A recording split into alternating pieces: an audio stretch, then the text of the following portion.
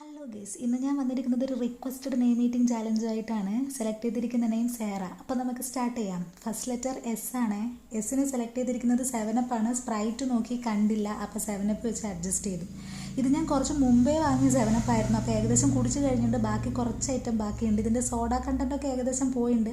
അപ്പോൾ ഇപ്പോൾ കുടിക്കുമ്പോൾ നല്ല പഞ്ചസാര വെള്ളം കലക്കി വെച്ച ഫീലാണ്. എന്നാലും കുഴപ്പമില്ല, അഡ്ജസ്റ്റ് ചെയ്യാം. ഈക്ക് സെലക്ട് ചെയ്തിരിക്കുന്നത് എക്ലെയർ ആണ്. ഇതിനു വേണ്ടി വാങ്ങിയതല്ല.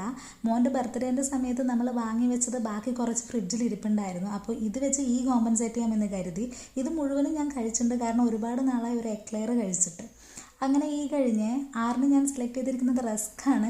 ഇത് എല്ലാ വീട്ടിലും റെഡിലി അവൈലബിൾ ആയിട്ടുള്ള ഒരു ഐറ്റം എന്ന് വേണമെങ്കിൽ നമുക്ക് പറയാം. കാരണം ഈവനിങ് സ്നാക്സിന് മിക്ക വീട്ടിലും നമ്മൾ യൂസ് ചെയ്യുക റസ്കും കട്ടൻ ചായയായിരിക്കും. അതുകൊണ്ട് എനിക്ക് ആറിന് കൂടുതൽ സെർച്ച് ചെയ്യേണ്ടി വന്നില്ല. റസ്ക് വെച്ച് അഡ്ജസ്റ്റ് ചെയ്തു. പകുതിയോളം ഞാൻ തിന്നുന്നുണ്ട്.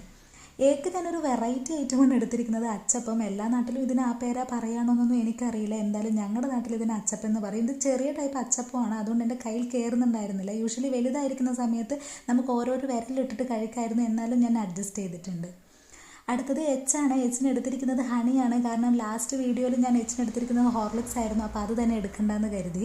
ഇതിൽ കുറച്ച് ഉറുമ്പ് വന്നിട്ടുണ്ടായിരുന്നു. അപ്പോൾ അതില്ലാത്ത പോർഷൻ നോക്കിയിട്ട് ഞാൻ കഷ്ടപ്പെട്ട് ഊറ്റി എരിച്ചെടുത്തിട്ട് കഴിച്ചതാണ്. അപ്പോൾ അത്രയും ഇന്നത്തെ വീഡിയോ. ഇഷ്ടപ്പെട്ടാൽ like, share and subscribe. By.